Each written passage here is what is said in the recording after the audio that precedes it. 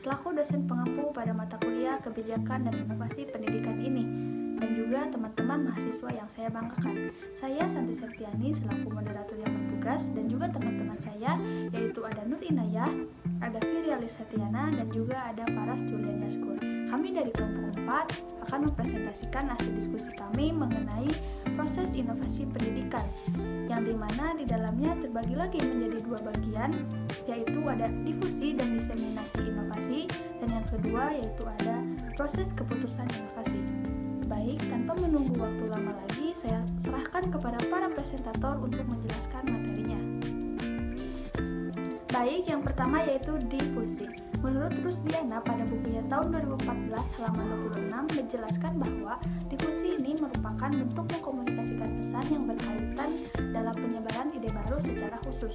Sedangkan menurut Saud pada bukunya tahun 2015 halaman 28 mengatakan bahwa difusi adalah terjadinya bentuk komunikasi yang menyampaikan inovasi kepada anggota sistem sosial melalui saluran tertentu. Dapat dikatakan bahwa difusi ini merupakan proses menyebarkan pesan-pesan yang merupakan ide baru ataupun sebuah bentuk inovasi sebagai bentuk perubahan kepada struktur sistem sosial melalui strategi yang sudah terencana untuk dapat diterapkan. Nah, sehingga dapat disimpulkan bahwa difusi adalah sebuah mekanisme komunikasi yang berisikan ide baru untuk keberlanjutan hidup di masa yang akan datang dengan tujuan membawa dampak perubahan karena adanya pembaharuan terhadap sesuatu yang belum atau pernah ada sebelumnya dengan menerima segala kemungkinan akan ditolak atau diterima penuh oleh sistem sosial tersebut. Yang kedua yaitu ada elemen-elemen pokok difusi inovasi. Rogers menjelaskan bahwa ada 4 elemen pokok pada difusi inovasi ini. Yang pertama yaitu ada inovasi, yang kedua ada komunikasi dengan saluran tertentu, yang ketiga ada waktu, dan yang keempat ada sistem sosial. Yang pertama, inovasi. Inovasi ini berkaitan dengan buah pikiran ataupun ide, produk ataupun prosedur, kejadian ataupun teknologi sebagai suatu hal yang baru, baik itu bagi seseorang ataupun sekelompok orang, berupa hasil penemuan yang berwujud ataupun tidak berwujud. Yang kedua yaitu komunikasi dengan saluran tertentu.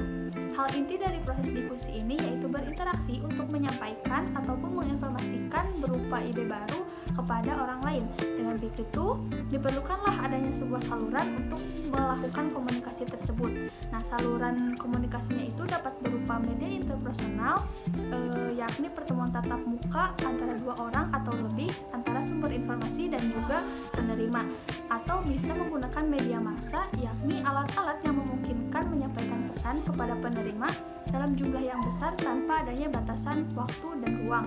Contohnya yaitu seperti televisi, radio, film, dan lain sebagainya. Yang ketiga yaitu waktu. Waktu ini merupakan aspek penting dan paling utama dalam terjadinya proses difusi, karena dimensi waktu berkaitan dengan proses pengukuhan inovasi, yakni sejak individu itu mengetahui inovasi sampai membuat keputusan untuk menerima atau menolak inovasi tersebut. Yang keempat atau yang poin yang terakhir yaitu sistem sosial. Sistem sosial ini merupakan kumpulan masyarakat yang saling berhubungan satu sama lain dan dalam hubungan tersebut saling memengaruhi dalam upaya memecahkan masalah yang ada untuk mencapai suatu tujuan. Nah, dalam sistem sosial ini terdapat hal-hal yang bisa mempengaruhi inovasi, diantaranya budaya, adat istiadat yang dijunjung, norma, dan nilai-nilai. Hal ini dapat menjadikan inovasi mudah ataupun lebih cepat ataupun lambat penyebaran ide baru dan pengadopsian inovasi. Mungkin cukup sekian materi yang dapat saya sampaikan. Saya serahkan kepada presentator selanjutnya. Selanjutnya, strategi proses difusi. Menurut Suparman, terdapat dua strategi proses difusi. Yang pertama, strategi melalui jalur terbuka. Strategi melalui jalur terbuka ini menjual ide atau inovasi baru kepada individu dengan harapan mereka secara sukarela menggunakan dan menerima produk inovasi tersebut. Proses difusi strategi jalur terbuka. Yang pertama, sang inovator sebagai desainer inovasi mengidentifikasi terlebih dahulu target utama pengguna dari produk inovasi baru tersebut. Yang kedua, melakukan perkenalan atau menyebarkan informasi terkait produk baru tersebut melalui berbagai media seperti pamflet, brosur, ataupun sosial media. Yang ketiga, melakukan kontak individual atau tatap muka dengan mereka dengan tujuan mereka menerima dan menggunakan produk inovasi baru tersebut secara sukarela.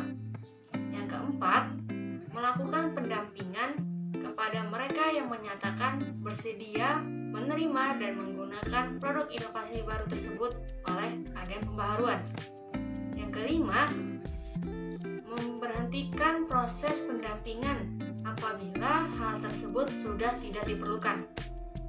Yang keenam, mengajak mengadopsi inovasi baru tersebut sebagai agen pembaharuan untuk menyebarkan produk baru inovasi tersebut kepada yang lainnya.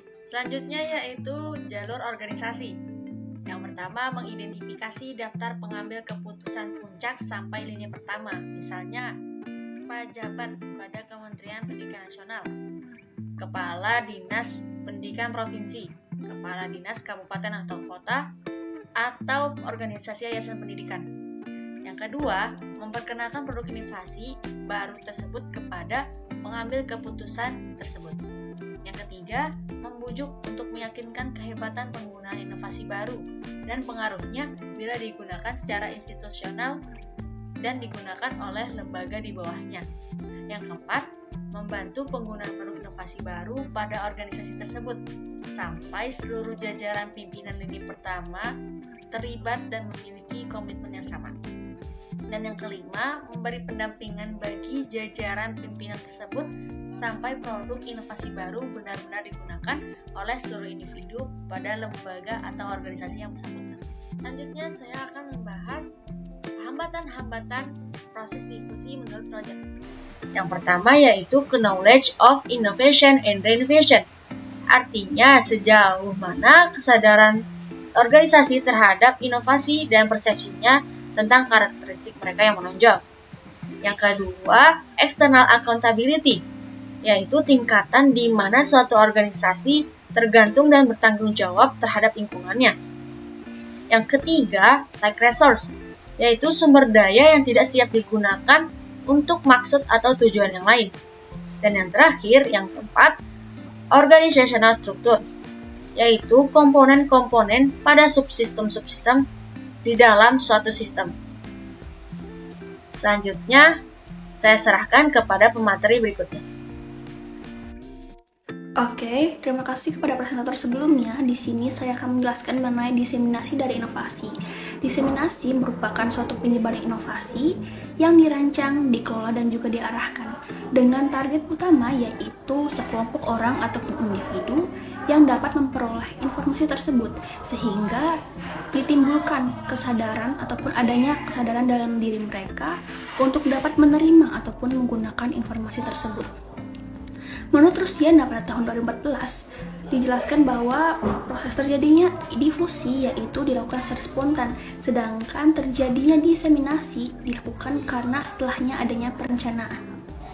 Oke, selanjutnya ada proses keputusan inovasi, di mana proses keputusan inovasi ini merupakan suatu pengambilan keputusan yang dilakukan oleh individu dengan cara yang berbeda, lalu dilanjutkan dengan persetujuan ataupun ketidaksetujuan dengan mempertimbangkan segala hal yang ada.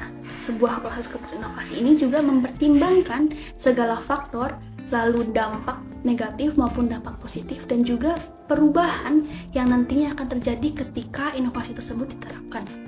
Sehingga para individu nantinya akan mengambil sebuah keputusan untuk menolak ataupun menerima inovasi tersebut.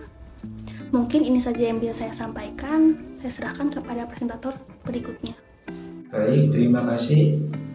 Selanjutnya yaitu tipe keputusan inovasi. Yang pertama, keputusan inovasi opsional. Kedua, keputusan inovasi kolektif. Ketiga, keputusan inovasi otoritas. Keempat, keputusan inovasi kontingensi. Sehingga dapat disimpulkan bahwa dalam proses inovasi pendidikan ini terbagi menjadi dua, yaitu yang pertama ada difusi dan diseminasi, dan yang kedua yaitu proses keputusan inovasi. Difusi dan diseminasi ini merupakan proses penyebaran informasi berupa ide baru untuk meningkatkan kualitas pendidikan. Sedangkan proses keputusan inovasi ini merupakan proses pengambilan keputusan dimulai dari adanya inovasi sampai keputusan di mana inovasi itu akan diterima atau tidak. Mungkin cukup sekian yang dapat kelompok kami sampaikan. Kami mohon maaf apabila terdapat banyak kesalahan. Wabillahi taufiq wal hidayah. Wassalamualaikum warahmatullahi wabarakatuh.